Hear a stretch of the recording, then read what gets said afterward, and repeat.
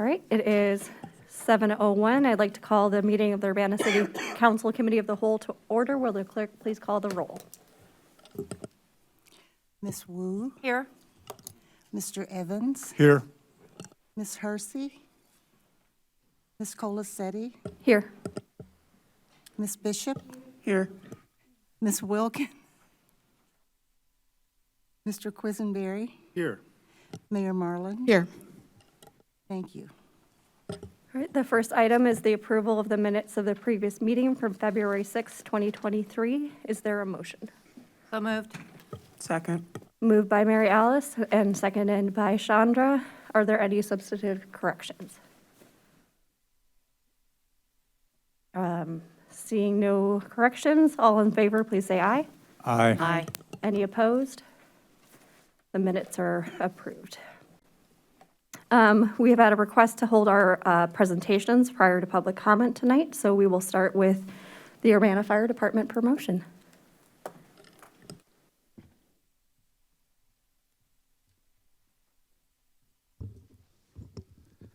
Thank you. Once again, the fire department thanks you guys for allowing us the opportunity to come and share our swearing-in ceremony here in this public forum. As you know, when our firefighters take an oath, this is their opportunity to express a specific intent to honor the commitment to this profession now and into the future for the duration of their career.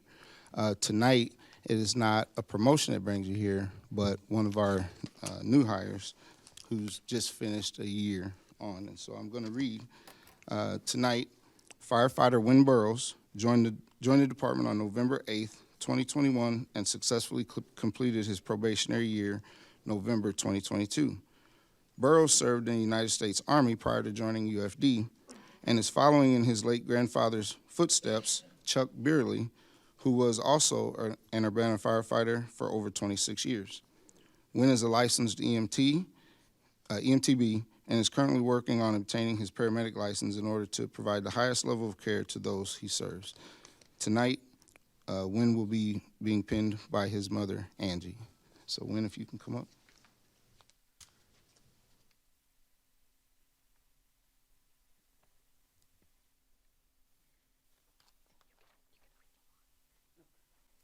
Please raise your right hand. I state your name. I, Wynn Burrows, Do solemnly swear that I will faithfully execute the duties of the position of firefighter for the city of Urbana in the county of Champaign, Illinois, do solemnly swear that I will faithfully execute the duties of the position of firefighter for the city of Urbana in the county of Champaign, Illinois, and will, to the best of my ability, and will, to the best of my ability, preserve, protect, and defend the Constitution and laws of the United States, preserve, protect, and defend the Constitution and laws of the United States, the state of Illinois, the state of Illinois, and the charter and ordinances of the city of Urbana, and the charter and ordinances of the city of Urbana, acting rightfully for the citizens of Urbana. acting rightfully for the citizens of Urbana. So help me God. So help me God. Congratulations. Thank you. Thank you.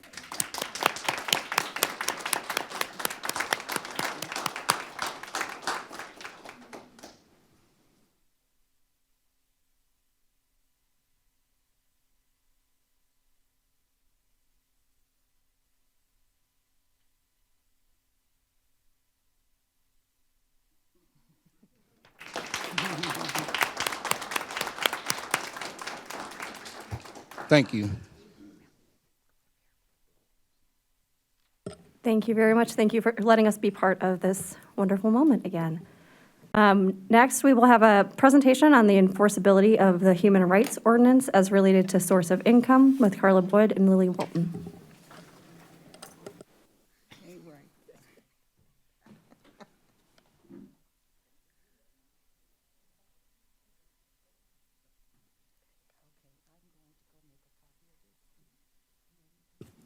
I'm just going to give a little intro before they get started. And so what Carla and Dave are going to walk through tonight is some of the challenges that we've been facing. We've talked to council in briefings about this, and so we wanted to share some of those specific challenges with the public so they'll know, what we're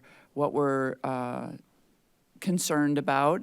And Lily Walton is here from the Housing Authority, so she'll be available to answer any questions that you have. So this is really about an educational process for the council, again, members of the public, and we're happy to answer questions. But we now have a state law that has very similar language to our human rights ordinance about discrimination related to source of income in housing. And the state legislature had an opportunity to clarify what is, we believe is not clear in our ordinance, and they didn't take that opportunity. So we haven't gotten any more guidance with the help of the state law. So Carla's going to walk through some slides, and then she and Dave, and as I said, Lily would be happy to answer any questions. Thank you, Carol. Again, Carla Boyd. I'm the bring it closer. I'm the Human Rights and Equity Officer for the City of Urbana. I've been here since May of 2021. And I want to walk through some of the Office of Human Rights and Equity's case background since I've been here. Since May of 2021, I have been able to do 16 formal discrimination complaints, and on the basis of these 5 criteria, these are the 5 bases that those complaints were. 9 of them were source of income, housing choice voucher, 3 for criminal records, 1 for ADA, 1 for race, and 2 for employment. Currently, there are 2 open cases for housing source of income and 1 for employment. And the office has received several calls for various complaints, but they weren't related to discrimination, and so I've just referred them out to the other organizations and agencies that would be able to help them address their issues. When I say no formal complaint filed, that's where someone has come into the office and we've worked through their issues and it didn't rise to the level of a discrimination case, and so we didn't file a formal case.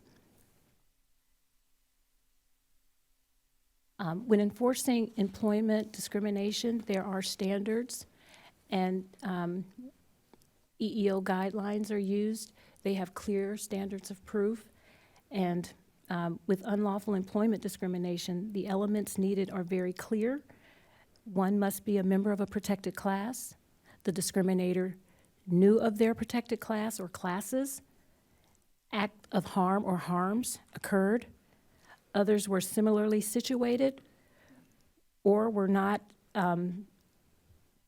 adversely treated or accorded more favorable treatment. This process provides a clear path when a complaint of unlawful discrimination in employment is alleged. The Office of Human Rights and Equity uses the EEOC standards as guidelines when investigating complaints of whether unlawful discrimination has occurred.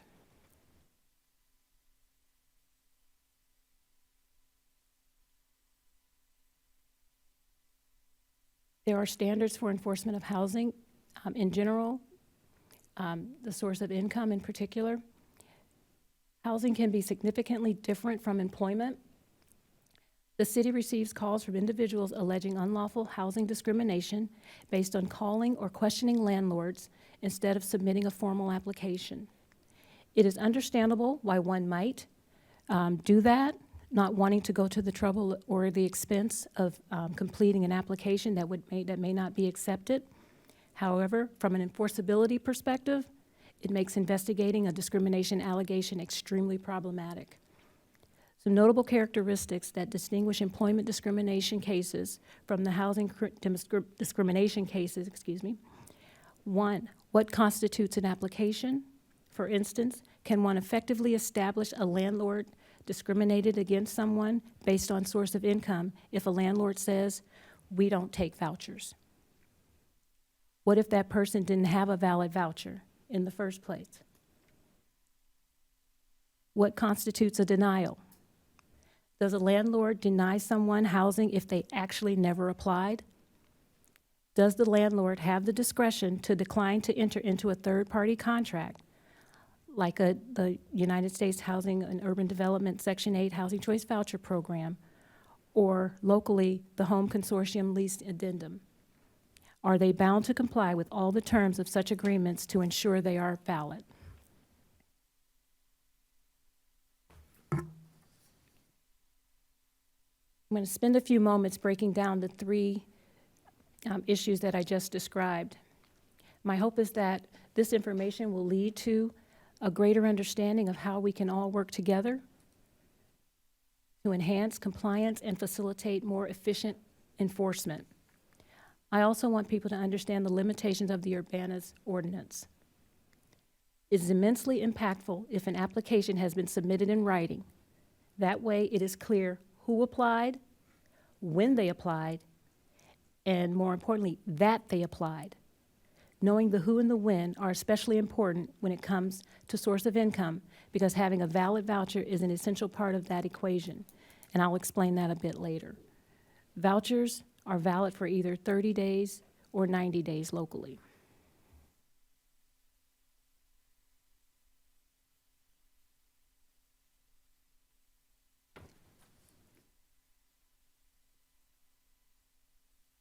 The denial.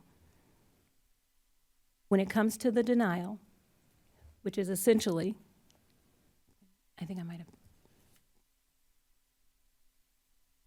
excuse me, I just want to make sure I didn't skip something. Sorry, I did. Sorry about that. When it comes to the denial, which is essentially the act of unlawful discrimination in a source of income case, it should be as specific as possible. The respondent has to show that the denial of housing was not based on an unlawful discriminatory reason. So the more facts that are documented and available in writing, the better for the complainant. HUD has issued guidance on what the standards are to establish a case of unlawful discrimination, and I rely on that guidance in my work.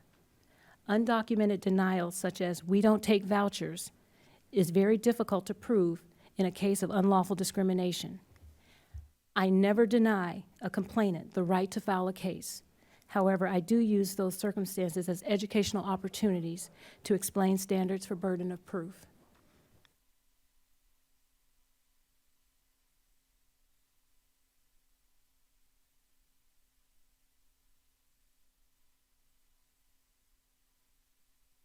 Third-party agreements. In Champaign County, in order for the issuer of a housing voucher to accept a landlord's unit into the program, the landlord has to agree to participate in a voluntary program. For HUD-funded vouchers, the program is the Section 8 Housing Choice Voucher Program. Locally funded vouchers are through the Home Consortium. The program is outlined in the Tenant-Based Rental Assistance Policies and Procedures Manual. The TBRA vouchers are valid for 30 days, and the Housing Authority of Champaign County vouchers are valid for 90 days.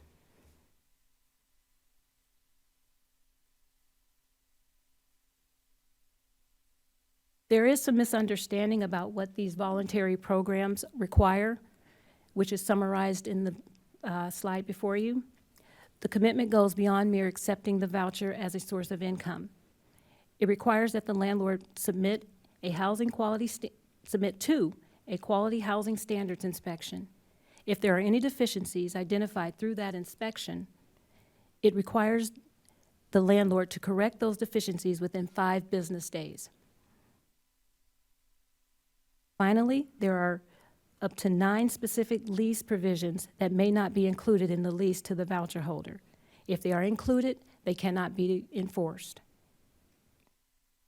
These provisions are largely related to legal protections for the landlord, to the disadvantage of the tenant, that the average renter may not understand. And I was reviewing them and I was like, I didn't know that. And so such things as waiver of legal notice, excusing landlords from responsibility, and things, and et cetera. Based on the city's attorney's advice, we believe that the city currently does not have the legal authority to compel a landlord to participate in either the Voluntary Housing Choice Voucher Section 8 program or the tenant-based rent assistant programs. Not a surprise. Not everyone agrees with that statement. The following are some of the issues that have informed our position.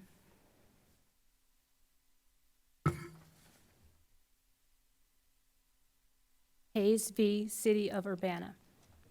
In 1997, there was a lawsuit captioned Hayes versus City of Urbana, Illinois. A group of landlords sued the City of Urbana because they did not want to accept the additional requirements that the federal government attached to the Section 8 program, beyond merely treating the voucher itself as if it were cash. At the time, the Urbana city attorney, I don't believe it was you, Mr. not Mr. Wessner, stated to the court that he had no immediate plan to prosecute anyone for noncompliance with the source of income portions of the ordinance. Although the ultimate ruling was that the plaintiffs lacked standing because there was no prosecution pending, one issue that was raised that is relevant to where we find ourselves now: if a landlord wouldn't participate in the voluntary program, thereby disqualifying their property from being eligible for a voucher holder to rent, was a voucher a potential source of income for that property? Also, we have the new amendment to state law, HB 2775, that went into effect on January 1, 2023. Like Urbana, when it introduced source of income as a protected class, of which landlords cannot discriminate against potential renters, the state merely added source of income to the list of protected classes. The state did not address nor clarify the issue of whether or not the law makes a voluntary program mandatory.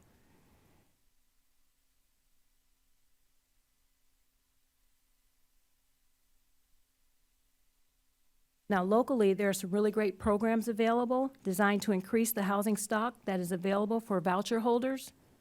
At the state level, we have the Housing Choice Voucher Tax Savings Program, whereby landlords can save up to 19% in taxes if they lease to a Housing Choice Voucher participant. Despite the change in the law regarding source of income, this program continues. On a local level, we have new incentive programs being offered by the Housing Authority of Champaign County. First-time landlords can earn up to $2,500, $500 per unit, if they begin to lease to voucher holders. For landlords who will release a unit to another voucher holder after the first voucher holder vacates, the Housing Authority will pay 1 month's rent up to once a year. And the Housing Authority of Champaign County also pays incentives of $500 to $1,500 for units located in targeted areas. The Champaign County Regional Planning Commission has a landlord risk mitigation fund, which landlords can apply for funds to reimburse expenses to repair property damaged if the tenant is a Housing Choice Voucher holder. The maximum reimbursement per property is $2,500.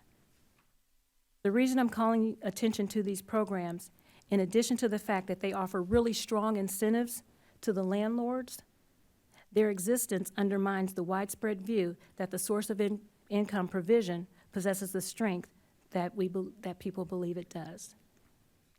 Why offer incentives if the law is clear? Between Mr. Wessner and myself, we have talked to many people that work on housing discrimination to specifically discuss this issue.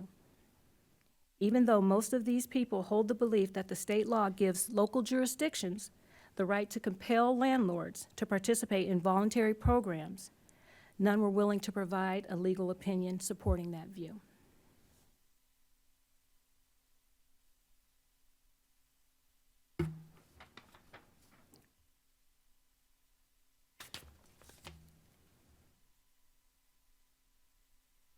Moving forward for the Office of the Human Rights and Equity Office, we will ensure that everyone's right to submit a complaint is protected, and we will continue to provide this critical service to the community, utilizing all available tools and resources.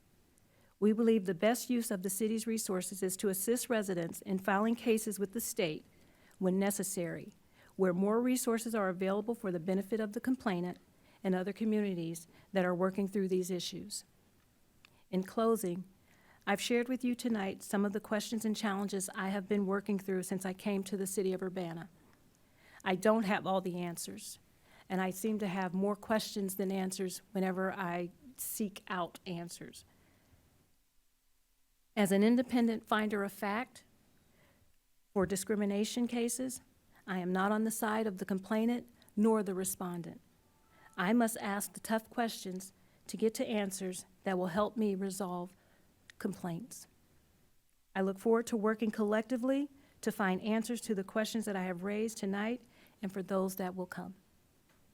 I thank you for your time. Thank you for your presentation. Are there any questions? James? Yeah, thank you for this. Oh, go ahead. I just wanted to ask Lily if she wanted to join. She's probably going to need to.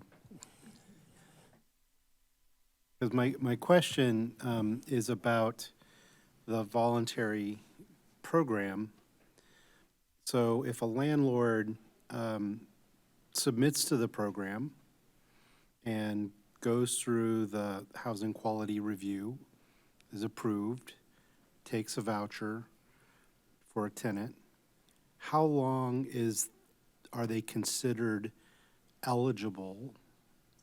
Do they have to submit annually to a review, or do they have to submit each time if they stop renting to the person that they got it originally for, and they're renting to a new person? Do they have to submit again? And the point that I'm kind of getting at is, can a landlord do it for a while and then kind of voluntarily withdraw, right? And I'm just curious about the timing of the reviews and such. And thank you for joining us to answer the question. I appreciate it. No problem. So, excuse me, the landlords they can join the program, and generally what happens is a tenant has a voucher and they go out to find a unit, and they may find a unit that a landlord is leasing, and they'll tell that landlord, I have a housing choice voucher, and that landlord would then have to sign a HAP contract with the housing authority and complete the HQS inspection. And so there's not necessarily like a time that they're committed. It's really about, and this is one thing we try to stress to landlords, even though this new law is there, landlords still are given the right to screen tenants. They're not saying just because you have this housing choice voucher that you have to take that tenant, but you can still go through your normal screening processes and select the best tenant. But we're just asking landlords not to deny based on the fact that they have a voucher. So if they've demonstrated that they're willing to take a voucher and go through this process, after that tenant leaves and the next person comes along, they would have to go through that process again for the next voucher? Correct. And they could say, I don't want to do it this time, and they would, there's no question. See, I'm worried about this situation where they might pick and choose which person with a voucher they want to participate with. Mm-hmm. And so I would say accepting a voucher is an indicator that you're willing to take that form of payment, but there is a path that you could be selective for other reasons and not continue to take vouchers. Is that the case? I think that can be the case. That is the case. But when each tenant is treated as like a new, even if a landlord has rented that house or that unit out, for several years on the Housing Choice Voucher Program, each time a new tenant comes in, we have to go through that process again because it's all individual. And it's not extensive. It's just, a housing quality standards inspection. It's a lot less stringent than what the city inspections require. We're just checking to make sure that the unit is safe, decent, and sanitary, and, that there are no major issues that would prevent the tenant from living a healthy lifestyle in that unit. But it's not like you're certified for 5 years. It's transaction-based. Each voucher is a new agreement with the housing authority. Correct. Okay, thank you. That's very helpful. I would just want to add is that from what I have read through different cases, it's not, because I think your question was, do they have to do it in perpetuity, where they can't, once they start, they can never stop? That's unclear because we're not quite sure. It's a voluntary program, so the question that hasn't been clarified is, if I volunteer now, can I unvolunteer later?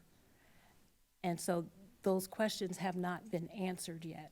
And so it's hard to, with our new law, the new law says you must take housing choice voucher as a source of income, and it's being interpreted as mandatory for a voluntary program. But we're just not sure because no one has clarified that are you required to volunteer for the program, and are you required to remain in the program? Those questions haven't been answered. Could I follow up? Yeah, I think that's an important point because I think in the case that happened in the 90s, one of the points were that state or local ordinances could not compel behavior according to federal law or federal programs. And so I think we're probably in the same place with a state law that it has that same kind of weakness. Is that correct? That it can't compel, again, participation in a voluntary federal program, which is the root of the issue here. Yeah, Councilmember, and I appreciate the idea and the clarification from the point of whether you can step in and step out, ad nauseum, I suppose. And part of what I've reviewed too actually hit on that because there's a couple of cases commented that for state and local governments, if you looked at the federal regulations and legislation, there's nothing in there that says this transfers into a mandatory program if this set of circumstances exist, meaning you've got a state law or local law that says source of income is now a protected class. And so because it doesn't, it translates into, well, then what does that mean for purposes of this concept? And one of the things that people have commented about is now that the state has changed their law, it looks literally exactly the same as the cities does. It just added source of income in the idea of protected class, right? And so the question is if they had added another piece in there that said, we believe now that we've added this, it does mandate landlords to participate in the program, probably would have triggered an immediate response, I would guess, and it probably would have been helpful from the standpoint of trying to clarify this entirety of the program. And so it really stems from the fact that the feds have not changed anything in those regulations or those statutes that talk about this program to say it's voluntary unless this. They've not done that, themselves either. And so you're still now in this debate of, can states or local governments change that when HUD hasn't changed it itself? Sharice? One of my questions is, what are the 9 disallowed provisions? I'm glad you asked that because I just got them. They are found in, as I said, in the home consortium policies. Mm-hmm. It talks about confession of judgment, treatment of property, excusing the landlord from responsibility, waiver of legal notice, and then it gives explanations for these. Waiver of court proceedings for eviction, waiver of jury trial, waiver of right to appeal court decision, and tenant chargeable with cost of legal actions regardless of outcome of the lawsuit.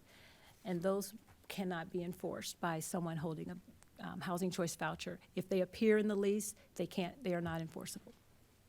And if they're disallowed, why would a landlord even put them in the lease? I guess is the question that I have as well. Because these are disallowed by city, state, and federal, or just? I think these are just provisions that appear in leases. Mm-hmm. And if someone has a housing choice voucher versus someone who's not using a housing choice voucher, Mm-hmm. those do not apply if the person is a housing choice voucher holder. Okay. And my other question is, because what it sounds like is that most of this issue goes back to a federal level, basically. And, sorry, what's your name again? Lily. Can you speak to that at all as to how that federal law is interpreted to the point where, how it can be adjusted locally? You know, so, I mean, so that, I don't know if there's anything that, that the federal government can do to, or can say, or to make the city, the ordinance comply, to make them in sync, let me put it that way. I don't want to speak on that because I wouldn't know, to be quite honest.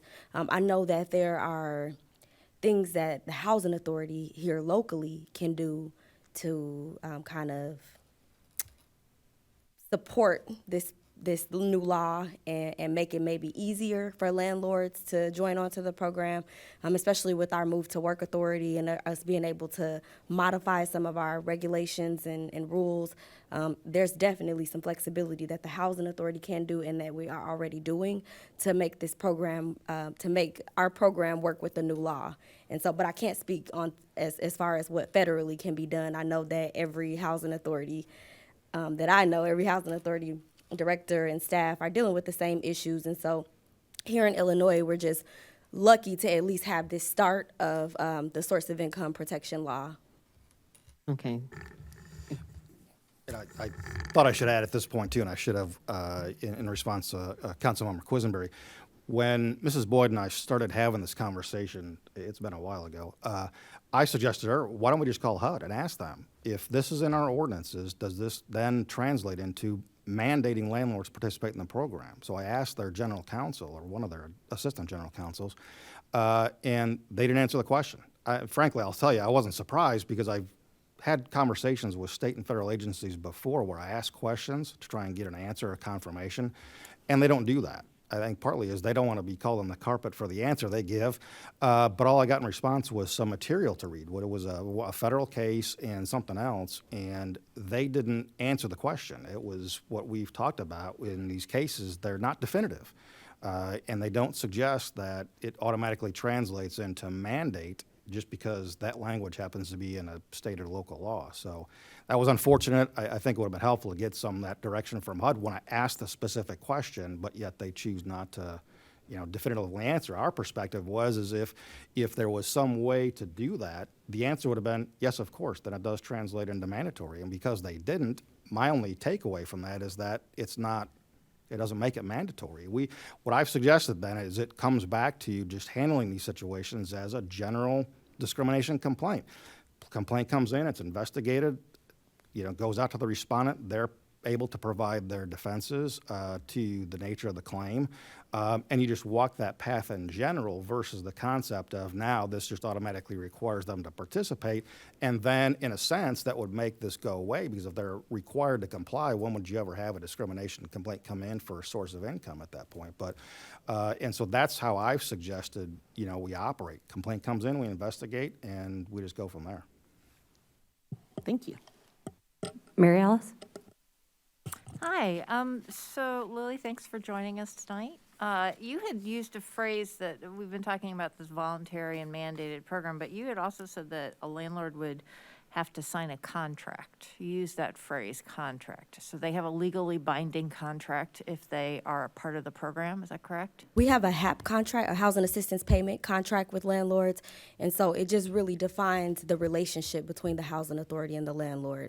As far as they're required to, get the unit inspected, we're required to pay the rent or pay the rent, the portion of the rent that the tenant is not paying. And so it kind of mostly like outlines an that. addendum to a lease, it sounds like almost? No, so the relationship is kind of like we define it as like a triangle, like there's a relationship between the landlord and the tenant, there's a relationship between the housing authority and the tenant, and there's a relationship between the housing authority and the landlord. And so that HAP contract really defines that relationship between the housing authority and the landlord. It has nothing to do with the lease between the landlord and the tenant. Okay, all right. Carla, so I know we're talking a lot about source of payment, but you had also indicated that there were several other complaints in employment and so forth. And I wonder if you could speak a little bit to what the resolution, if there was a resolution to any of those other complaints. It's been across the board. We've had complaints that have come in for source of income, for the criminal records. It's been Some were non-probable or no probable cause. Some were probable cause, and some of the ones that some were reconciled or settled. It's been across the board what the conclusions were. The ones that were source of income, probable cause, it was more efficient and easier, for lack of a better phrase, to be able to investigate and to come to a conclusion when the complainant had applied and we had a denial letter and reasons why the denial, and then we were able to go ahead and investigate that. And the respondents had to provide us with information on why it was not the reason that the person came in and said that they were denied housing for. So at any time, were you able to, were there any consequences to landlords who were found to have probable cause for discrimination? We are currently in that process. And then one more question for you, Lily. So there are all these kind of incentive programs or ways that trying to increase the number of landlords who participate in this program. I'm wondering if you have any idea of how many landlords you've successfully been able to sign up. I don't have the numbers offhand, but I know we've definitely had an increase in new landlords, and then Housing Authority has also been doing quarterly landlord engagements, and so we've had a big turnout, especially with the new source of income law. We had a big turnout of new landlords who are willing to learn about the Housing Choice Voucher Program, and so on a quarterly basis, we do those landlord engagements, and we get new landlords all the time who are willing to come in and listen and hear about the voucher program, hear about the incentives that the Housing Authority are offering, provide us with available units to share with our voucher holders. And so we're seeing an uptick in it. I just don't have the exact numbers in front of me. All right, thank you. Chandra? So with the increase in landlords, are you seeing an increase in voucher usage?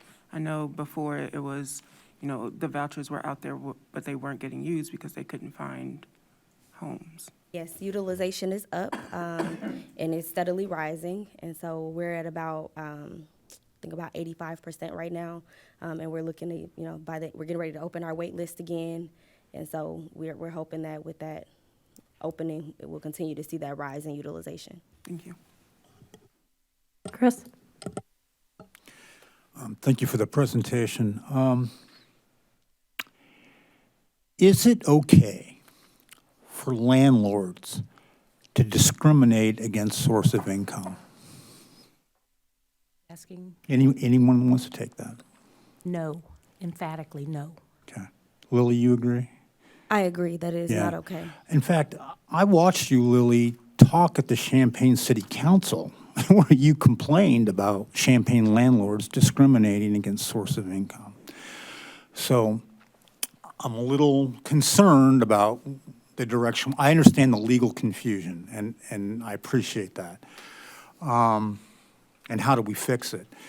The other thing, too, and Lily, you might know this, maybe Tim Cowan knows this, but I remember the chief complaint about accepting the Section 8 voucher, as it was called then, was that the standards that the federal government had for your property was a lot higher than you normally could get away with when you rent to anybody else. In other words, the condition of your property had to be maintained and upgraded to a certain level.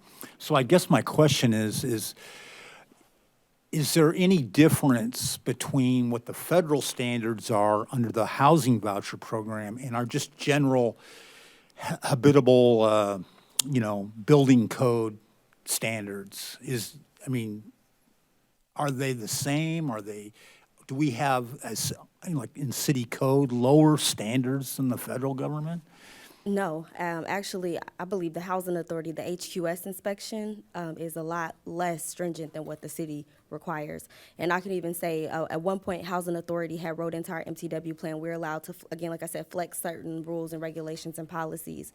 And we had actually wrote into to streamline some of the landlord complaints we were getting, we wrote into our policy that if it passed the city code, then we would, have a local inspection standard, that was good enough.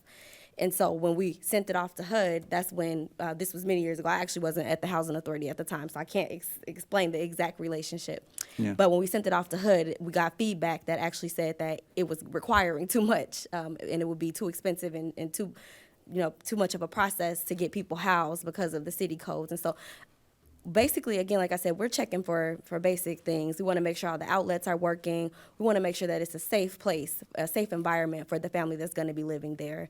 And so our inspection is not to, we're not inspecting the roof to make sure that to see if it needs to be replaced. We're not, we're not doing those kind of inspections. We're just checking to make sure that it's safe and that it's habitable for the family. Okay, so the voucher program can't be used as an excuse to say I have to keep my property. It's too expensive for me to No. maintain my property. No, Okay. all not right. at all. So on the denial, Carla, okay, forget a specific applicant, but there it is. The landlord is advertising in all their advertising, online, newspaper, flyers, whatever. We don't take vouchers. They're not just discriminating against one applicant, they're discriminating against every voucher holder, right? So what education are you providing Well, at that point? I would like to go to those landlords and explain to them that they are in violation of the law, and what can we do to rectify that? Okay, Or in so, violation of the ordinance if they're doing that. so you're sort of saying you can't discriminate against What I would source like, of income. what I would like to do is educate, not every person who is a landlord understands what the ordinance is. In my last 2 years that I've been here, I've run across a lot of landlords who didn't know what the ordinance stated. And so I wanted to provide them that education so that they would not be in violation of the ordinance unbeknownst to them. Yeah, I understand that, but you are telling them, take it down, right? Yes. Okay. Yes. And when it comes, and if it's brought to me, yes, I do reach out and I say, this is what's been reported. Yes. Okay. So, Dave Wisner, what's the fix here? I mean, do we need Carol Ammons to make them specify the law better, or what? Honestly, and I only smile only because I think the answer to that is not as simple as we would hope. I mean, as I alluded to earlier, it would be nice if the feds actually stepped in. If the feeling in general, and again, I assume perhaps wrongly or rightly, I don't know, that the state believes that by putting that in the state law, it translates the voluntariness of the HUD program to a mandatory thing. But because it's not clear, it would be nice if HUD or the feds who run the regulations actually stepped in and did that, if they would provide that alternative. We believe this is a voluntary program, but for any state or local government that has the ability to enact this into a state law or local law, then it becomes a mandatory program for landlords in that state or that locality. Just as I sit here, I would imagine that now that the state has amended the statute, haven't seen it yet unless someone else has seen it, is landlord associations or groups may take them to task on the idea of this. If the state's belief is it does do that, I would imagine they'll take the state to task on that. I think it's beneficial to have the state take that fight on because it is the state. And if there's anybody that's going to have enough power to try and figure this out and get an actual definitive answer, it's going to be them. Not to say that it couldn't happen here locally in Urbana, but knowing the state took that step I would hope that, again, the thought process behind it and whatever information they had led them to believe they would be on solid footing if that got challenged in that respect, that it's probably going to be, I think, the place to see it happen. If it hasn't happened yet at the federal level, because again, there are cases that talk about this in varying areas of the country, but still no definitive answer, I'm doubtful it will happen at the federal level. I think it's going to have to happen when a state has taken the step that Illinois did here and subject themselves to a challenge and just see how that plays out. Thank you. Sharice? Just one more thing. So basically, you're saying that there will have to be a test case to go through. I think, I don't know that there would have to be a specific single complainant, I guess, or single challenger to that. I think because it's such a broad spectrum of an amendment, that I would see it as a landlord association coming together and saying, hey, this impacts the entirety of the state of Illinois landlord folks, is that they would take a step into it and say, because it's such a broad stroke issue, let's go ahead and take this on. Typically what you find is that they file what's called a declaratory judgment action, and what it is we think there's an issue with this law. We need an answer. So we don't have specifics, but because we understand what is about to happen, we want a court to weigh in and tell us, we think it says this. State's probably going to say, hey, we believe it says this. And then they argue it in front of a court, judge decides, and it kind of takes that, particular path. Okay. James? Thank you. One follow-up question. When we talk about, on the current slide, referring these to the state for adjudication, who at the state will do this? Is it the Attorney General? Is it, who prosecutes the case? The Illinois Department of Human Rights, we will, what I hope to do is to, if a case comes to my office, is that we will contact the Illinois Department of Human Rights. They have an avenue for us to submit a complaint, and I will walk that complainant through that complaint and make sure that everything is in order so that we can submit it to the state, and then the state Human Rights Commission, they do that process. Thank you. Any other questions? Right. Thank you all very much. We will move on to public comment. If there's anyone who would like to address the Urbana City Council Committee of the Whole, please come up to the microphone and state your name for the record.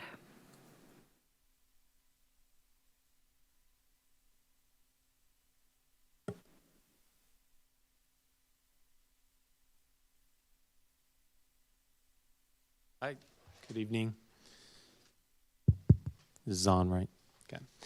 Good evening, my name is David Huber. I'm a citizen of Urbana. I had an obligation that prevented me from attending last week's presentation of the Downtown Public Realm Study, but I watched the recording of the meeting. That was weird. I also read the draft study and attended a public input session with the consultants last year. So I'm an architect. There was an architect who gave other comment last week about the wind loads on walls. I don't want to address the council as an architect. Design and urban planning is one tool, but not, in my opinion, the cure to downtown's underwhelming public realm. We've commissioned and officially adopted plans and studies before: the 2012 Downtown Plan, the 2008 Boneyard Creek Master Plan. To what end? I am, or rather was, a critic and an editor. For 10 years, I wrote articles and essays pleading the merits of particular works of architecture, art, design, and the complex, dynamic role of culture in society, while resisting the kind of sentimentality that detaches buildings from their context, prevents urban spaces from evolving, and smothers architectural significance with historical designations. Designations often championed and weaponized by people who seem to dislike change as much or more than they appreciate fine civic architecture. But I don't want to address the council as a critic, however critical I may be. I'm also a small-scale developer here in Urbana, but I don't want to address the topic of downtown Urbana as a developer. In just a few short years living in Urbana, I've come to understand that downtown Urbana is toxic. Toxic as a place to invest money or develop real estate. In business, as in life, you choose your battles. Downtown Urbana is not a battle I want to fight.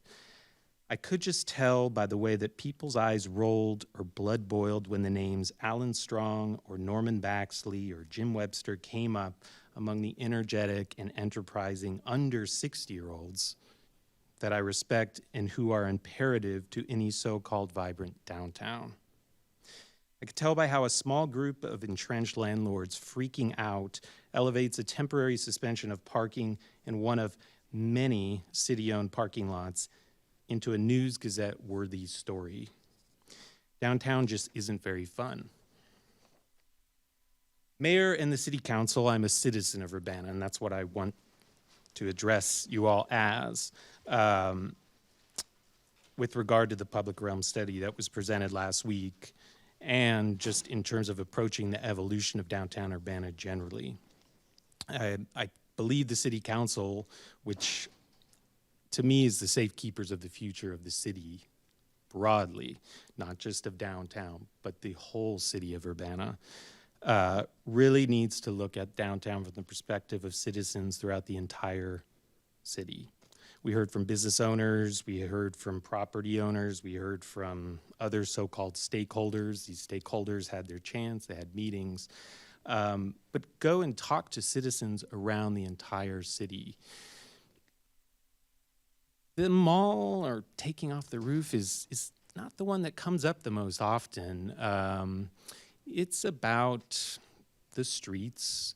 It's about why are our schools in such poor condition? Why are we not able to raise a bond the way that Champaign can? Well, because our tax rate is so high as it is. These are concerns that concern the future of the city and determine whether people will live here, continue to live here, move here, et cetera. Talk to them about those problems. Last year, New Lincoln Square LLC is the owner of the Lincoln Square Mall. They paid $50,548.20 in property taxes. I'm sure many people here have paid property taxes on their home if they own it, 2, 3, 4, 5. So 20 of us equal Jim Webster in the mall. So that's $50,548.20 for a 5.21 acre site in the middle of the city. Put this figure in the context of the entire area between Illinois, Vine, Elm, and Race, with its sea of tax-exempt, city-owned parking lots and federally owned courthouse, if you want to feel more depressed about the financial health of the city. To put this in perspective, 200 South Vine, right there, just across the street from the mall, from us, was billed $76,847.82 last year. Culver's on University, they paid $150.36. Lincoln Square's a problem. It's not just about the roof. Thank you. I'm sorry, your time is up. It's about the whole health. If you'd like to submit additional comments, of the we'll gladly city. take them. Thank you. Thank you. Anybody else would like to address the committee of the whole? Please come up to the microphone.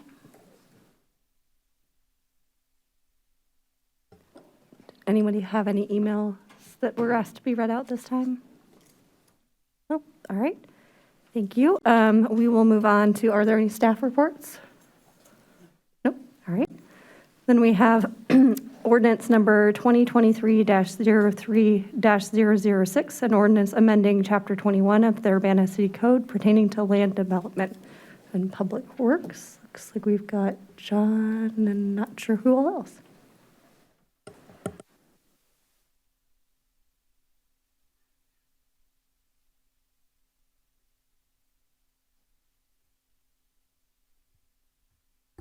Okay, good evening.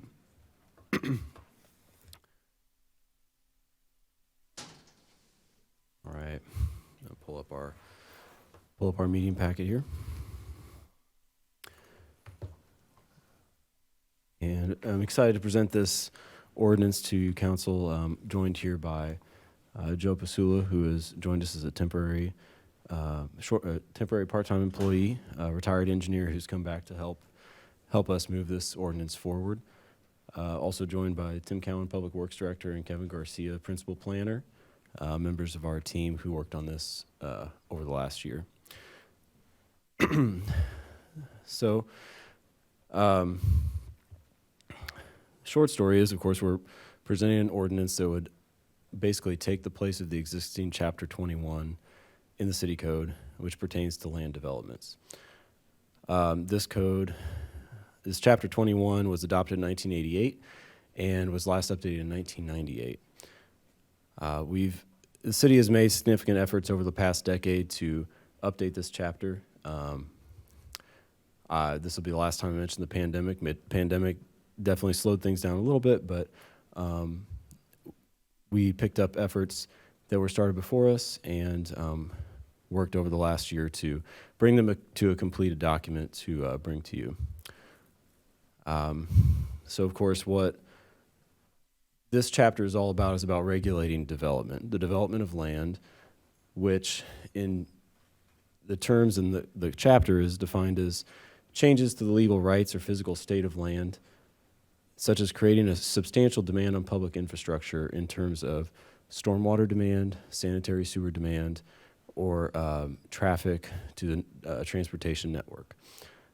Mining operations, I'd like to see when that was last enforced in Urbana, but mining operations, subdividing property in a substantial way, so even just changing the way the land is subdivided. So,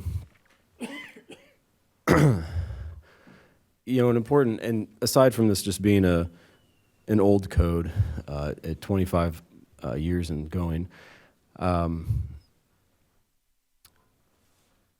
the important thing that we want to enact with this update is the introduction of a manual of practice. A manual of practice, when coupled with a development code, is becoming a more common organization structure that municipalities in our region are using. I'll list some examples of Champaign, Normal, Bloomington, Monticello, and Mahomet that have adopted this organization, where the development code is going to be the legal document, the legal ordinance that tells a developer what their procedures are, what are the steps they need to do, and then the manual of practice describes how they should do it, what are the technical specifications for design and construction. And so what that does is that puts the requirements, the procedures, and the steps that need to happen in city code, and then items that can change more frequently, such as the technical specifications, that puts that in an administrative document, the manual of practice. As an example, the way the manual of practice that we've drafted here be largely citing other technical standards that are in the industry, such as from the Department of Transportation for their design and construction, the Illinois sewer and water specifications for construction, documents that people smarter than us have put together that we look to as standards, and those standards get updated regularly. Some get updated yearly, others on 4 or 5 year basis. So there's definitely an advantage to have this manual of practice development code structure where we can be more nimble to update this manual of practice. And the way it'll be set up is that there was an administrative review committee, which is already part of our current development code, which is composed of the city engineer, the secretary of the planning commission, and the director of community development. These 3 individuals make up a committee that essentially reach unanimous decisions on administrative decisions such as waivers or determining the type of development that a proposed development constitutes, whether it's a major development or a minor development, things like that. So we're going to continue to use that administrative review committee as the way that we make changes to the manual of practice as we go forward. And so in that vein, I apologize, my voice is getting hoarse. I'm sorry. Please let me know if I'm not speaking loud enough. And so in this vein, what we are proposing to you tonight is an adopting ordinances for the development code, the Chapter 21 of the City Code. The manual of practice is going to be issued by the Administrative Review Committee as an administrative document, so it's not part of this discussion here tonight, except by extension of the aspects of the current development code that are being moved to the manual of practice, which I'll touch on in a minute. Okay. Just to touch on some of the steps we went through, I know that I shared it with, I know we shared it with council back at the end of January, our first draft of these documents. Worked with our with our internal team and with the city attorney to get the documents to you. And then we received input from members of city council as well as stakeholders from from design engineering firms, contractors, and other agencies in the area. We're able to get input from the city of Champaign. It's kind of comparing notes with being similar with their current manual of practice and some of the changes they have proposed coming up this year. Also met with the Plan Commission, got some valuable input from them as well. And so what we're presenting you tonight, of course, is taking in those comments, and many of the comments that we received over the month of February we have addressed by revising the development code draft and the manual of practice. I will, of course, say that there were some comments that touched on issues that we consider outside the scope of the currently proposed update. A lot of them very good ideas, but we just wanted to table them for now, document them as comments for consideration for future updates. Just as, you know, what we want to do is make sure we get an update to this document. We're not going to be able to solve all the problems that we have, but I believe that we have a really solid document before you that will definitely advance the city's cause here. Okay, so then on the adopting ordinance and just some highlights for some of the significant changes that we've made to the development code and the manual of practice. Oh, and I should say, I didn't mention it, but the current version of Chapter 21, you'll see is titled the Subdivision and Land Development Code, and we made with some thoughtful input from the Plan Commission, chose to change the name to the Land Development Code, because that's really what it's about. I mean, whether you think of something like a new subdivision that's being built on the outskirts of town, or there's redevelopment on the inside of town, they're all developments, and we're just talking about how do we develop land in a responsible, sustainable way in the city. So just thought it was an appropriate name change at this time. Okay, so touch on some stuff in the ordinance itself. Yeah, like I said, it basically just takes the existing chapter, tosses it aside, brings in the new chapter in its entirety. What we're going to do is, once council adopts this ordinance, of course it'll become effective immediately, but in practice, what we're going to do, we'll begin enforcing the ordinance for all developments with plats recorded after July 1st of this year. Or if a development has no associated plats, a smaller development will enforce it with any building permit applications submitted after July 1st.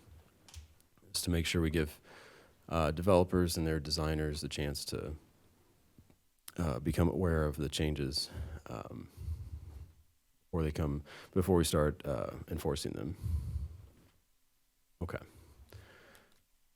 And now we have 73 pages of the development code. Just kidding. Let's see. Very close to the end there. Nope. Try again.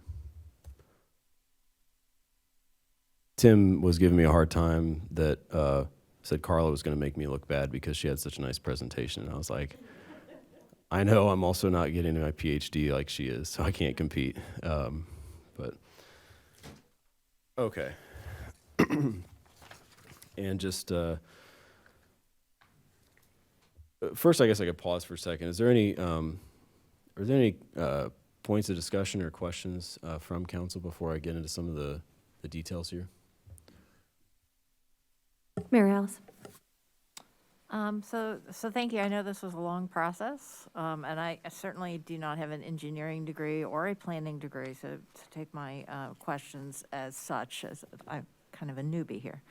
So I've tried to stay away a little bit from like the distance of the sewers and all that stuff, and I'm really trying to look at process here. So the first thing that kind of came to mind was on page 16 of this, letter H. I don't know if it's 16 on your PDF, but it's 16 on this actual thing. That's 20, page, whoops. Okay, I'm almost there. And there you go. Yeah. So letter H, I thought this was interesting. Where this chapter conflicts with other codes, other ordinances, or the manual of practice, the provisions of this chapter shall take precedence over all others. This is the law of the land, basically. Is that right? Is that how I read that? Yes, and So we could pass another ordinance, but this one trumps it. well, and I know our intention with this is that there's a hierarchy of, say, the kind of documents that would regulate the development itself. So for sure, like, it has authority over the manual of practice and over other standards that the manual of practice references. But this overwrites the zoning ordinance, according to this H. I'll call in city attorney Dave. for help on this one. No. And hopefully, again, I always question myself on whether I'll help or hurt the conversation. But, Councilmember, what I would suggest is that the idea behind this is the things that are involved in this land development code and potentially the MOP are really what this is getting to. So in terms of the question about the idea, does this override the zoning code? I don't know if there's anything in the zoning code that would conflict with what's in here anyway, because zoning kind of is its own animal. But I think the concept would be is whether anything is currently in place or anything subsequent is adopted by the city council, that we would think through how to meld those together to the point that there's not inconsistency and you end up having to figure out which one now does trump the other. Because I think this is more geared toward just the development itself, not zoning, not other stuff. Like, I'm having trouble thinking of an example, I guess, on the idea of where there would be potential conflict, where that would be a legitimate concern is now we've got two things talking about the same concept. This one says it overrides, but maybe we think this one is actually more important, and oops, we made the mistake of this one says it overrides the other. That's So my I think concern. it's all about the idea of trying to meld everything together so that there's not inconsistency. And I understand that as we update policies, there are other policies that are implicated that maybe they're now in conflict and so forth, but I'm very hesitant to approve this language as is. I would be fine with taking out other ordinances and just saying, where this chapter conflicts with the manual of practice, this takes precedence. I think that makes more sense. It's clearer in terms of the intent of this. That would be one comment that I would have. Okay, thank you. And then, and I was trying to find, I apologize, I read this online and it's better to read it on paper. There was a statement, and I don't know if it was with the variances of minor or the minor developments. I can't remember if it was the variance or the development one that said that the manual of practice actually defines it and this ordinance does not. Do you remember which one that was? Oh, okay. Which surprised me. Yeah, and that would not, well, And I can, don't recall off the top of my head. Let's see if I can find that. well, it was basically that the definition was set by the manual of practice. I was like, but wait a second, this is supposed to set it. Sure. Well, I know that a minor development, so you got your hard copy out there, Joe, right? That's Oh, all right. get I the will MOP look at as it and I well. will email you, Okay. depending on where we go with the vote tonight. Sounds good. Yeah, And and then I have one final question. Is that okay? Yep. Okay, so, as I said, I was trying to look at process here. And as I understand it, you have 3 bodies that do approvals for this stuff, right? So you've got your administrative group, you've got the plan commission, and then you have the council mayor, right? So you've got Correct. 3 different bodies, and they all interact in different ways with this. mm-hmm. So with the minor variances, if I read this correctly, it only goes to administrative review. Correct. If it is not unanimous, meaning not everybody voted yes, right, or everybody voted no, then it goes to the plan commission. I believe that is true. And then does it go on from the plan commission to city council? Or can the plan commission make the final determination? When there was when there was not unanimity about a minor variance. Correct. Who makes the final decision? Yeah, that's a good question. I didn't tested that case in particular. No, that's a great question. I'd have to run it through the procedure to see how that plays out. I don't know off the top of my head. So a major variance cannot be administratively approved. It has to go to the Plan Commission, which then also has to go to City Council. Correct. Okay. And are there, what other, I think if there was a disagreement in terms of whether it was a minor or a major development, there was a process for that as well, and very similar to what I just outlined with the major variance, if I remember correctly. Because it is also, the determination of the type of development, is by the Administrative Review Committee as well. And so, in case of conflict, it's an excellent question. Okay. I'll have to become educated about that. Okay. All right. I had another question, but I'm gonna let other people ask their questions. Any other questions? Well, there's no other questions. Well, Mary Alice. But I gotta go find my last question here. I tried to fold over my pages here. Yes, I remember. All right, my favorite topic, PUDs, planned unit developments.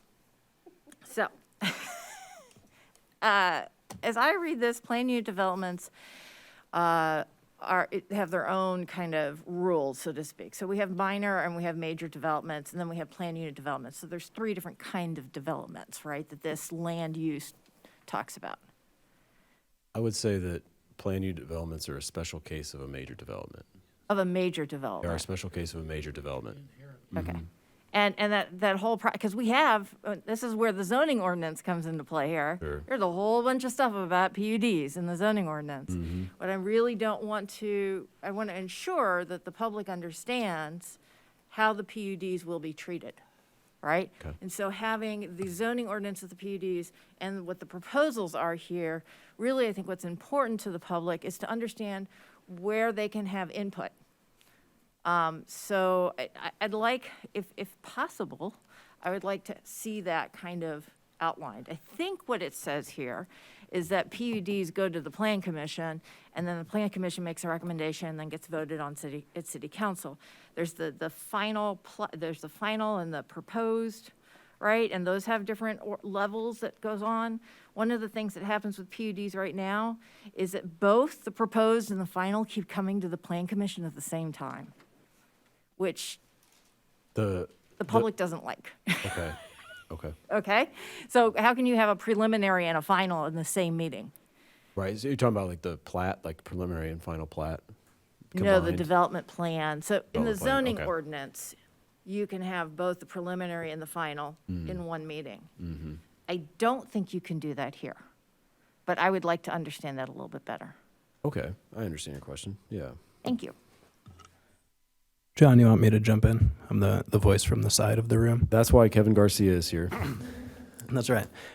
So Mary Alice, the procedures for going through a planned unit development are laid out in the zoning ordinance, and it does require a preliminary and a final planned unit development, and it does, as you said, go through Plan Commission and through City Council.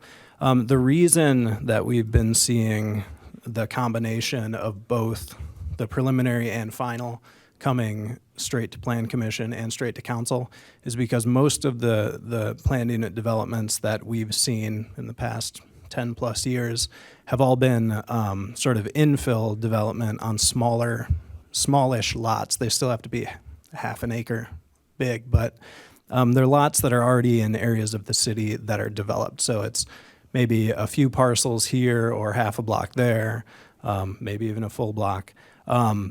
But the way that PUDs are conceived and the majority of the language about them in the zoning ordinance is really imagining that they're going to be built in phases, sort of out in a former agricultural field, like on the edge of town. So they're conceived that they would be a much more massive development than the type of PUDs we've been seeing. So the reason, again, that we've been seeing the sort of combination is just because they're sort of smaller types of PUDs. I guess my confusion here is that you have both the development, the land development, PUD kind of criteria, and then you also have the zoning ordinance PUD criteria, both going to the Plan Commission and City Council, and how those interact with one another is a little perplexing to me at the moment. I need to draw a diagram to figure out the whole process.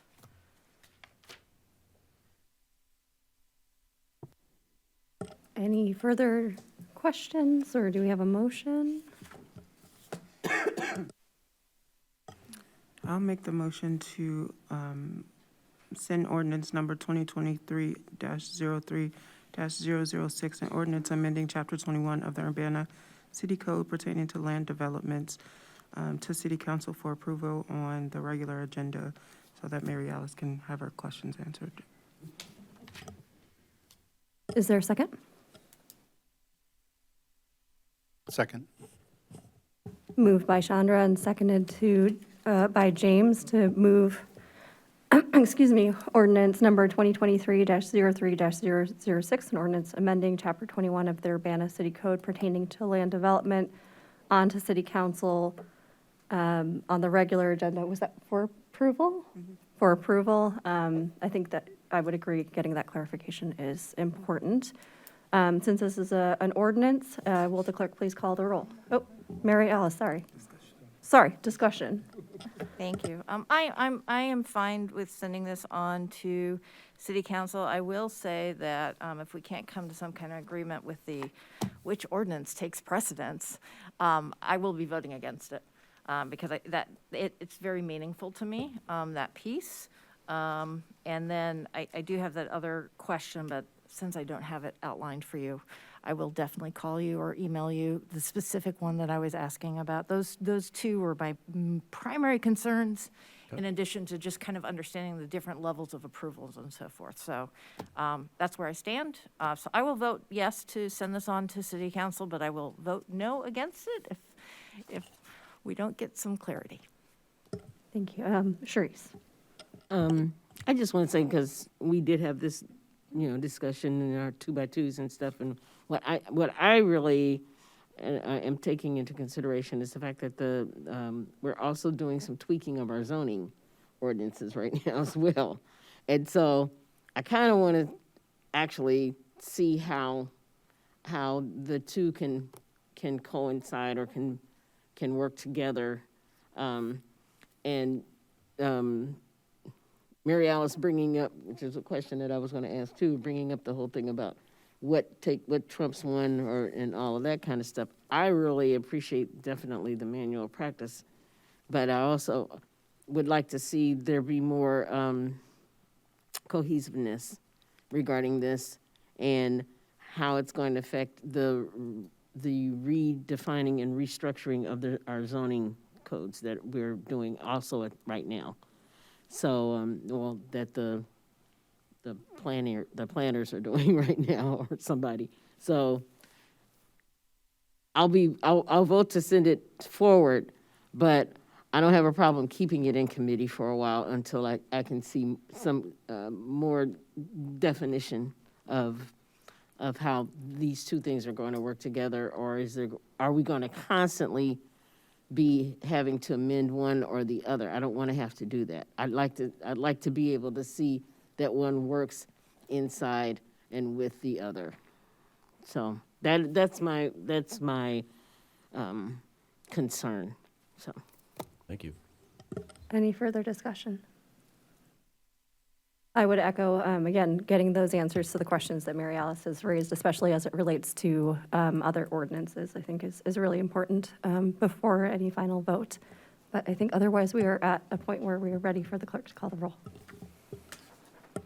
Ms. Wu? Yes. Mr. Evans? Yes. Ms. Hersey? yes. Ms. Colacetti? Yes, Ms. Bishop? Yes. Mr. Quisenberry? Yes. that motion passes. Thank you. Next, we have resolution number 2023-03-014R, supplemental resolution for improving under the Illinois Highway Code state motor fuel tax for Boneyard Creek Crossing Bridge repair. And we've got Public Works again. Okay, thank you. I'm just going to camp out here for a little bit. Thank you, Joe. And now for something completely different. So we have before you 3 different resolutions related to the state motor fuel tax. They are all supplemental resolutions as we are making some changes later in our fiscal year here that I'll state this real briefly. Some of you are probably already very familiar with this, so sorry if this is redundant, but I'm going to use two terms, appropriation and budget here. And what I'm going to refer to as appropriation is funds that are set aside, that IDOT sets aside for us because council has passed a resolution saying, IDOT, we want this much money out of the state motor fuel tax fund. So that's appropriation is on IDOT side. I'm going to use the word budget to talk about money that's on our side of the fence. So it's in our capital improvement plan. It's in our Munis accounting software. And I bring this up because there's going to be a couple of items here in two of these resolutions that come up where in our city's finance policy, say I have a budget of $100,000.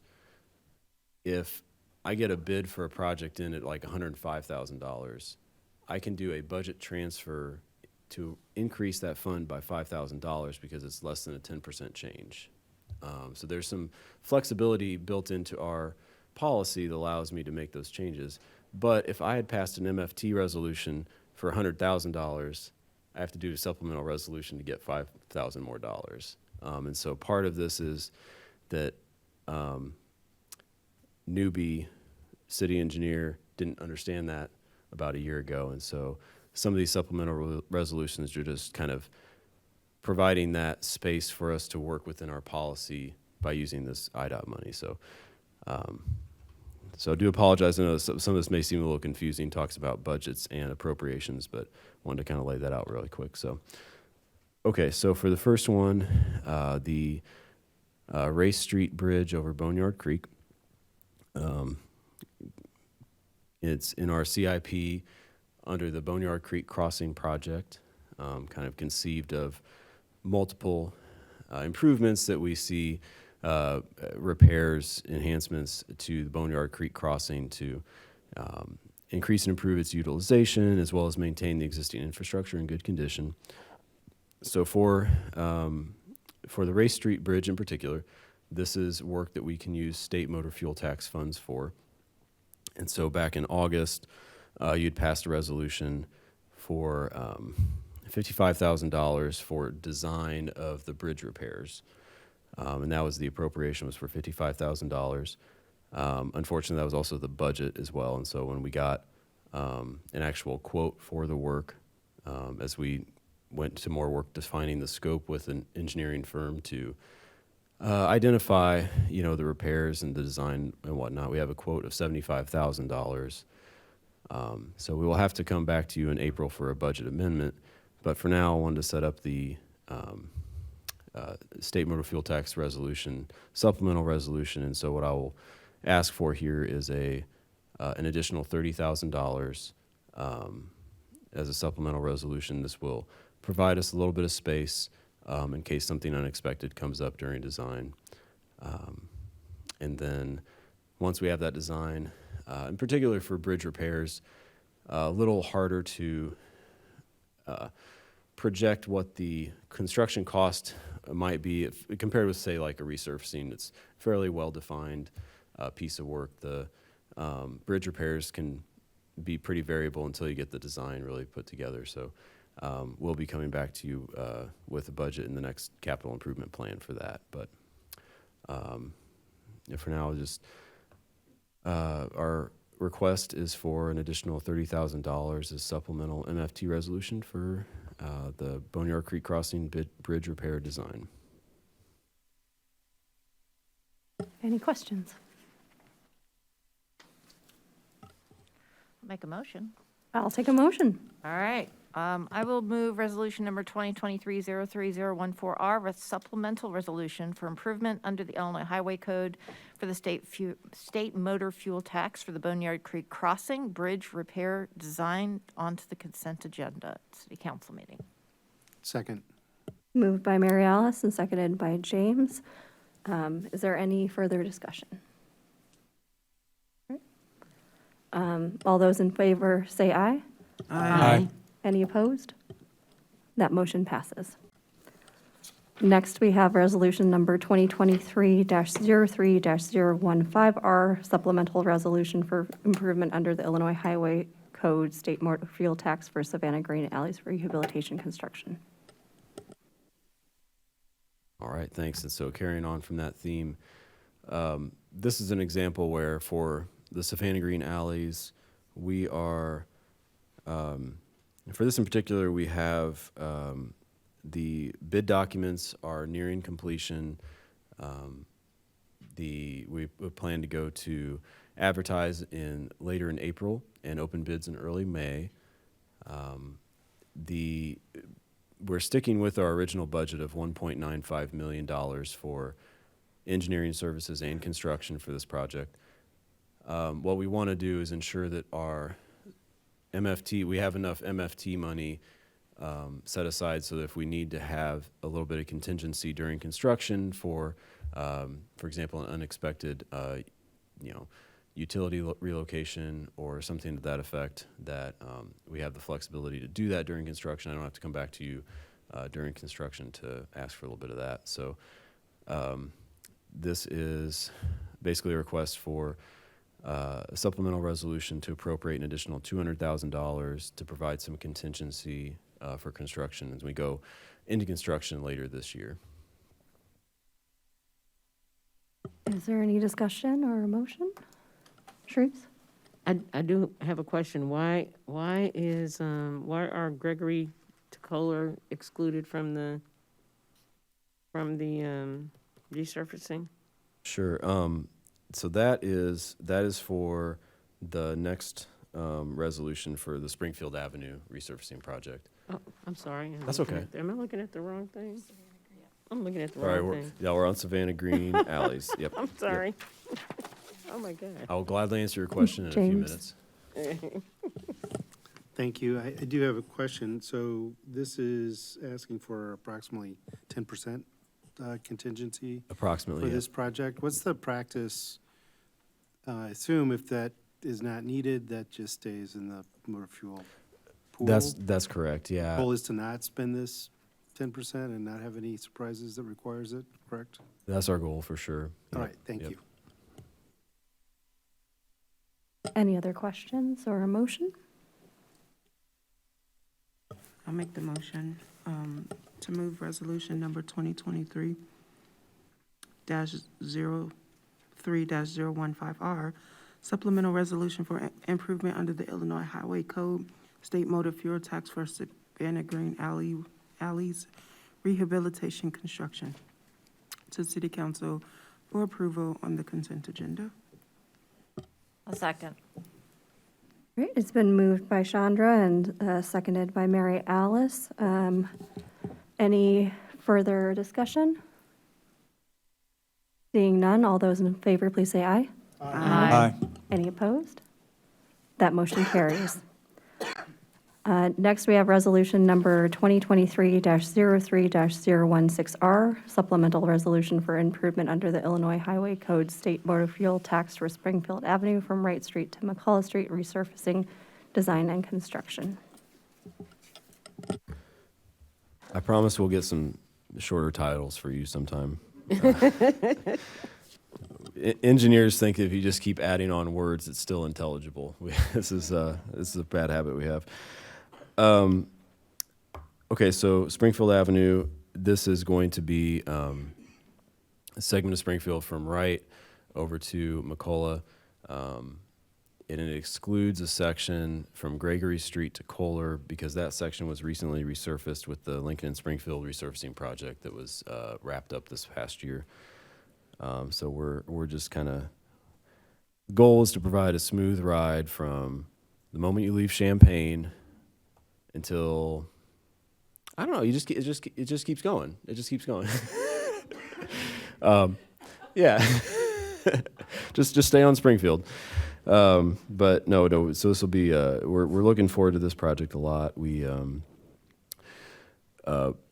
we had in this fiscal year was just for design, and we had started with really just a basic resurfacing project. And as we got into looking at this corridor, and looked at more of some holistic needs in the corridor, such as street lighting, traffic signals, and other considerations like that. And when we learned from our experience with the bid prices we got on Lincoln and Springfield, those factors came together to lead us to increase the scope and budget for this project, which you have not seen yet because it'll be in our new capital improvement plan coming later this year. But essentially, we're going to have going from an $840,000 budget for the project to a $1.46 million budget for the project.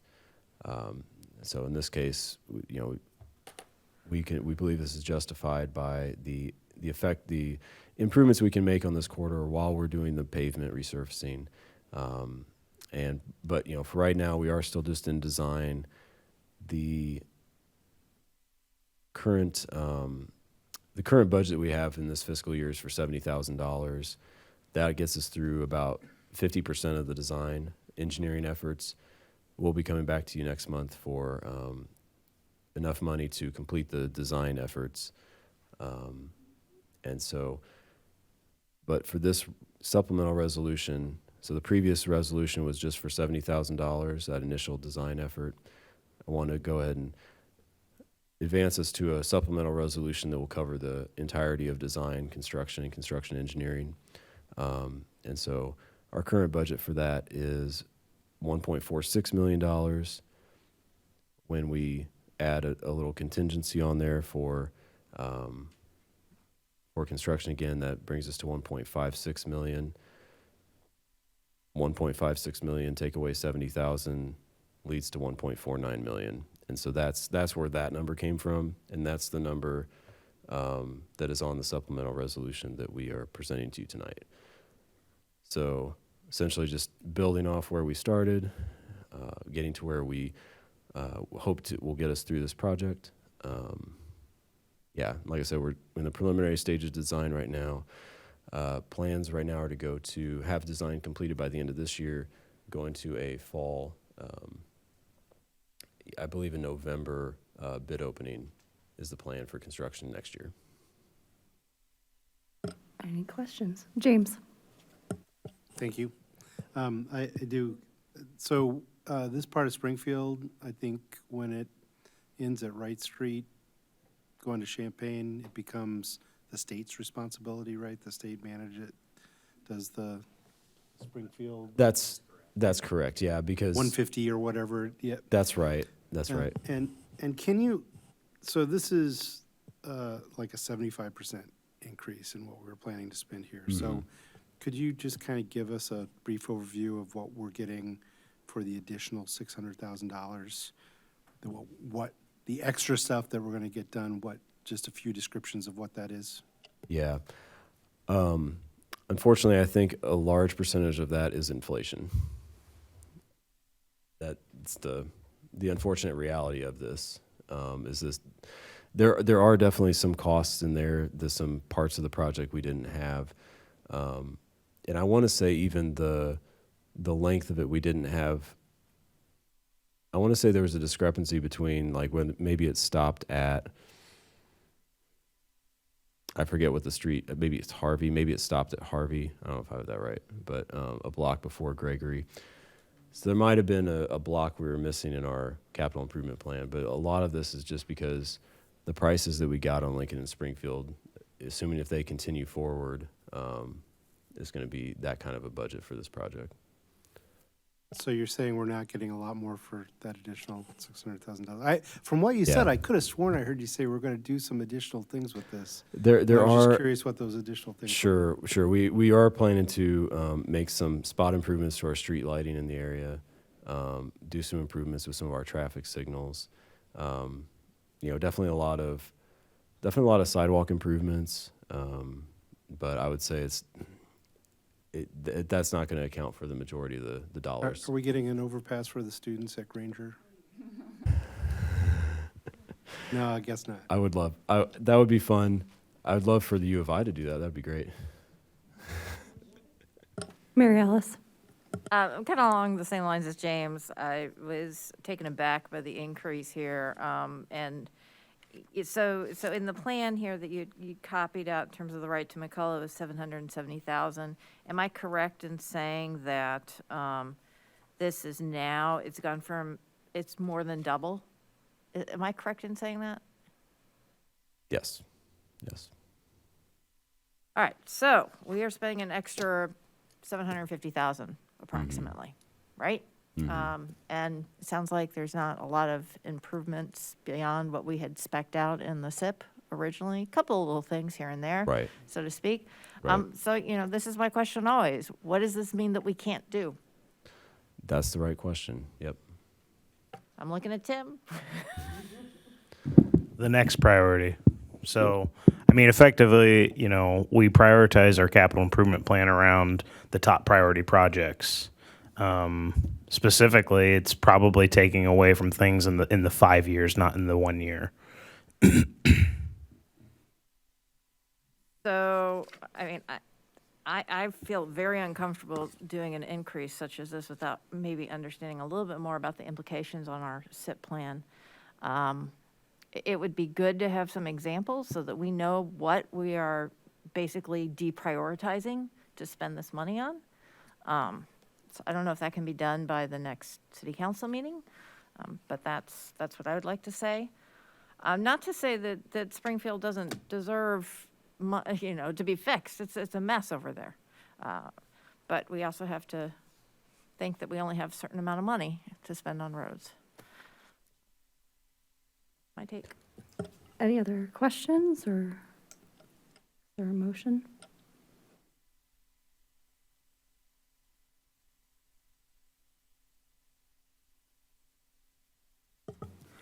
I'll move approval of resolution number 2023-03-016R, supplemental resolution for improvement under the Illinois Highway Code State Motor Fuel Tax for Springfield Avenue from Wright Street to McCullough Street, resurfacing, design, and construction to City Council for approval on the regular agenda. I'll second. It's been moved by Chandra and seconded by Charisse, excuse me. Any further discussion?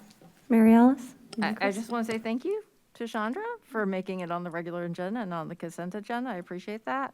And because of that, I will vote for it. Chris? Yeah, thanks.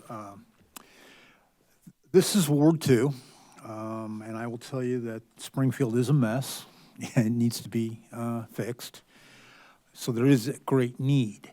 And I'm just the musings of an ignorant dreamer here, and no comment needed, but my least favorite expenditure is roads, not because I'm against smooth roads. It's just I'm so frustrated that the asphalt doesn't last 100 and 150 years, and I know everybody else feels the same way, right? But I'll just end with it. There is a great need to get this done. It is unfortunate that the price has gone the way it has. And it's kind of a dismal future, like, is this the way it's going to be from now on? Constant increases. I mean, all the CIP estimates that we currently have, are we going to expect higher prices later on? But anyway, so thanks to council to help out this road. Thanks. Any further discussion? Great. So, yeah, I think getting clarification on what we would be potentially not funding and what we're, maybe clarification on what is the additional would be really helpful. If there's no further discussion, all those in favor, please say aye. Aye. Any opposed? Right, that motion carries. Thank you. Thank you. Next, we have council input and communication. Mayor Marlin asked to speak first, so Mayor. Thank you, Jaya. Yes, I wanted to address the comments that were made last week regarding the public realm study and also respond to the concerns and comments that we got this week via email. Just to clarify, the Urbana Downtown Public Realm Study focused on an area that is much larger than the mall at Lincoln Square. That's one thing I think it's important for people to realize. Secondly, and this is something that should have been emphasized in the report, and I will ask that it be put in much bolder and bigger type. But on page 6 of the report, public realm is defined, and that's important for us to understand what the definition of public realm is for the purposes of this study. It's defined as, quote, streets, sidewalks, plazas, alleys, parking lots, transit stops, and natural areas. And here's the important part, as well as all places that host public uses, be they public or privately owned.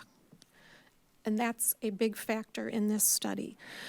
Just to generalize, over the course of 8 months, business owners and operators, members of the public, and a 19-member community advisory committee engaged in the process of generating ideas and concepts to make our downtown more appealing as a place to visit, live, and do business.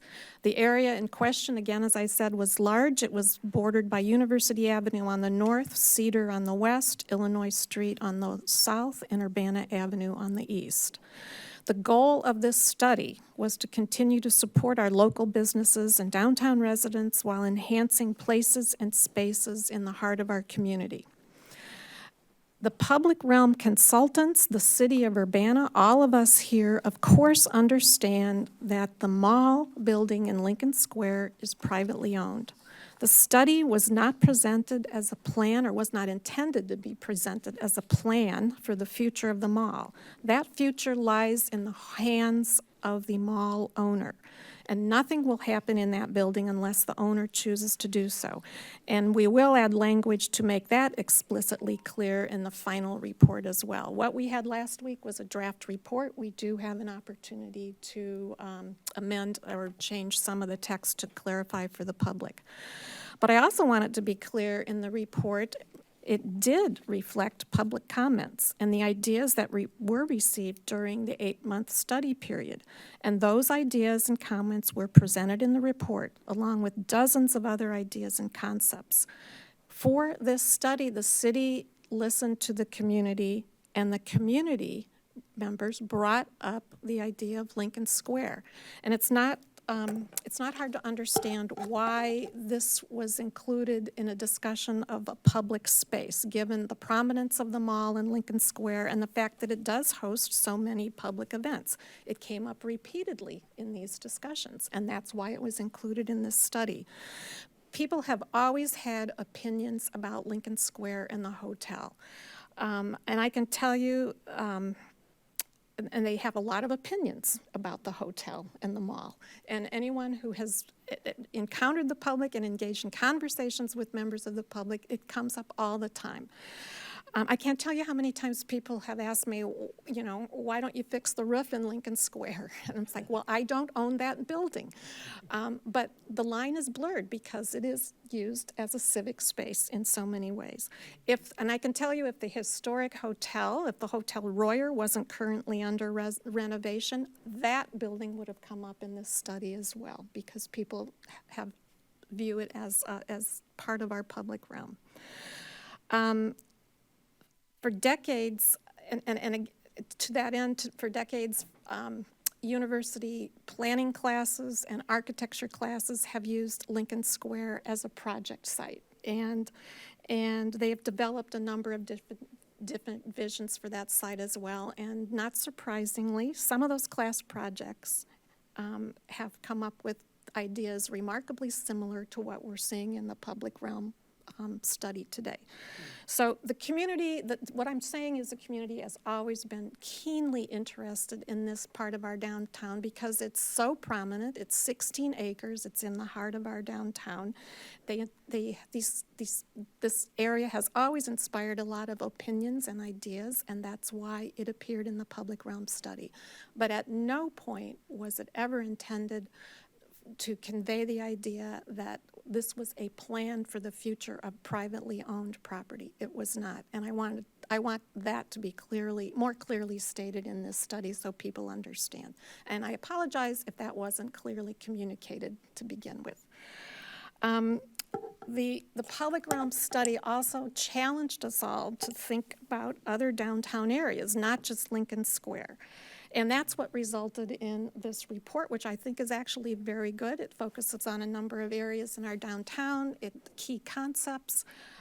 Themes were emerged from this, and basically it gives us options to explore. Some of the ideas in the realm study turned out to be small scale that we could, if we choose, to implement very quickly, and others are large scale that require significant investment in planning. But that's the key word, investment in planning, and that was not part of this. This was an idea-generating report. The other thing we're getting messages from this week, which were very disheartening to read messages from folks who say that the city of Urbana does not care about small, locally owned businesses or women-owned businesses. And that cannot be farther from the truth. This city, our city staff, elected officials provide local businesses with financial support, ongoing promotional efforts, and daily assistance and service. Just some examples over the last few years. Businesses in downtown Urbana and Lincoln Square Mall have received thousands of dollars in rent subsidies through our previous gallery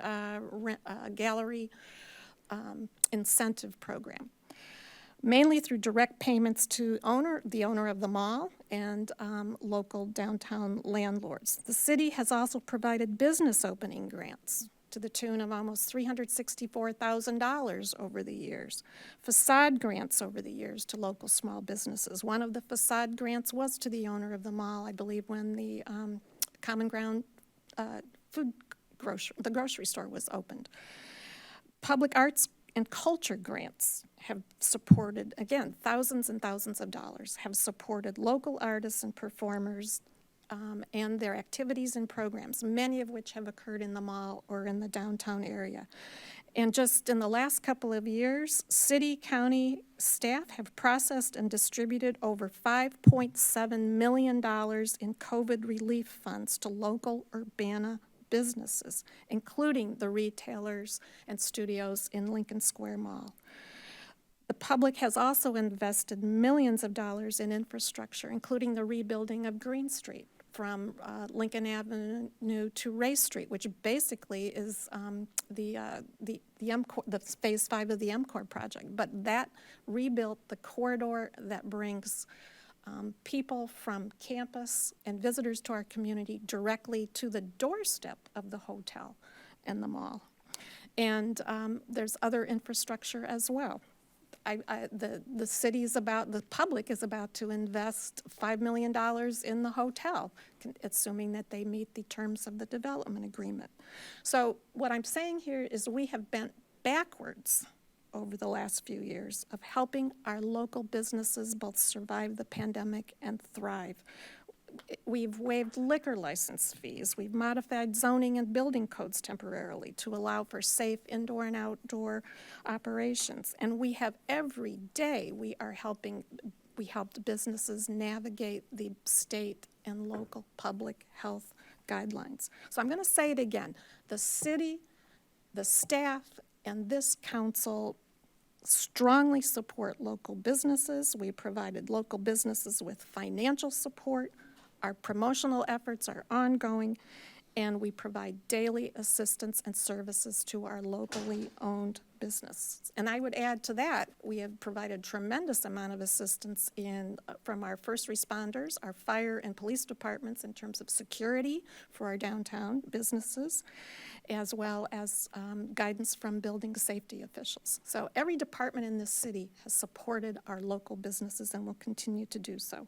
Personally, I'm excited by the potential that I see in this study, and I urge everyone to read the full report. We will be clarifying, some of the key points that I made here, and I urge everyone to help us explore the possibilities, because I think the possibilities are tremendous, and I want to look toward the future, not the past.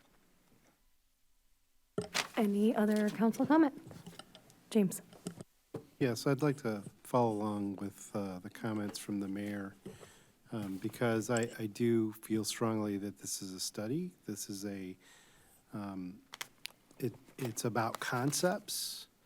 The the thing we challenge a group like the one that produced this study is to help us think outside of what we've done in the past. And so to illustrate the themes and the concepts that they brought to us, they picked some things to illustrate what you might do about those.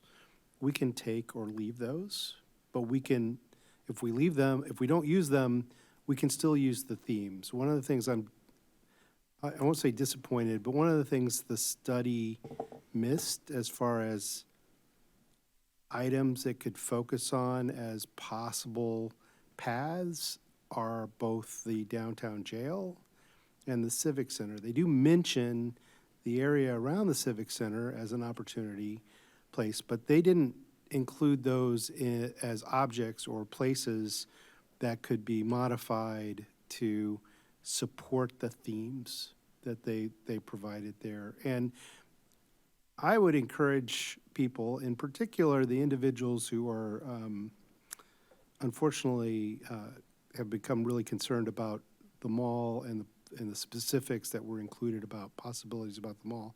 I would encourage them to redirect their energy to look at the themes and suggest ideas that they would support instead. We have the themes, we have the concepts now that the study centered around that said, this is how you can look at this. Bring more ideas to the table as opposed to just coming and say, we don't like this idea or that idea. There's some ideas in here that maybe I wouldn't pursue, but it has me thinking, right? One of the things I've always wished for in downtown Urbana is more green space. There's a lot of pavement. There's a lot of buildings that are no longer in downtown Urbana, and we've replaced most of that with paving as opposed to green space. We don't have really a downtown park. There was doing the work around the Boneyard was one aspect of that, but we don't have a commons area or something that you could do things in that's not concrete or asphalt. And so where does that go? Where do you find that?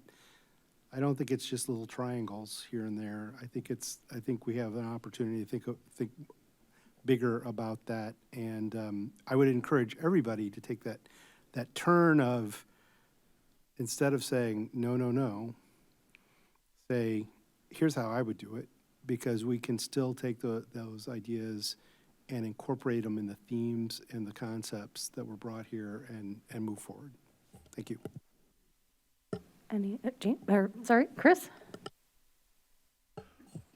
Yeah, I mean, confluence is not the end of the design process, right? I mean, and we've got, 20 years to design this downtown, and we need everybody on deck and all ideas. I appreciate what Confluence did and kind of shaking it up and looking at it from a different perspective. It certainly generated a lot of interest all of a sudden. That was good. But they're just ideas. And James is completely correct. What are you for? What do we want? And we're trying to create a business community that attracts people. And it's a place to be, a destination place. And we can do it. And all kinds of ideas are available. Speaking of Lincoln Square, I did want to announce that the 39th annual Lincoln Square Train Show is coming up March 25th and March 26th. Saturday at 8 a.m. to 5 p.m., Sunday 11 a.m. to 4 p.m. This is a model train show that I enjoy every year. It's a great show for kids. Bring your kids, and it's free admission. So, there. Any other council comment? Grace? And I'm just going to say this really quickly, because I felt compelled. I didn't put it on my Ward 3 Warrior site, but I felt compelled to just inform the public that the city has no plan to demolish or to cut up Lincoln Square. And that seemed to me to be the theme that was happening and going on during last week and weekend and in the paper and everything. And it seems like something definitely got lost in translation between what a public realm study was and what the city was. And I just, so much stuff gets lost like that now, information-wise, on a national scale and on a local scale, depending on who's talking the loudest. And there was never a plan, there is not a plan to do anything to Lincoln Square, because we've been saying for the past, I know since I've been on city council, Lincoln Square is not owned by the city, no matter how many times, and it's been several times that people have come to city council and complained about Lincoln Square. And every time we say, well, you have to talk to that owner. Well, now you know. So now there's no excuse because everyone came to his defense. So I'm assuming now that everyone now knows that Jim Webster owns Lincoln Square and will no longer come to city council to complain about the condition of Lincoln Square. I just want to make sure that that's out there for everyone. Thank you. Any further comments? Great. If no one else has anything else to say, this meeting is adjourned.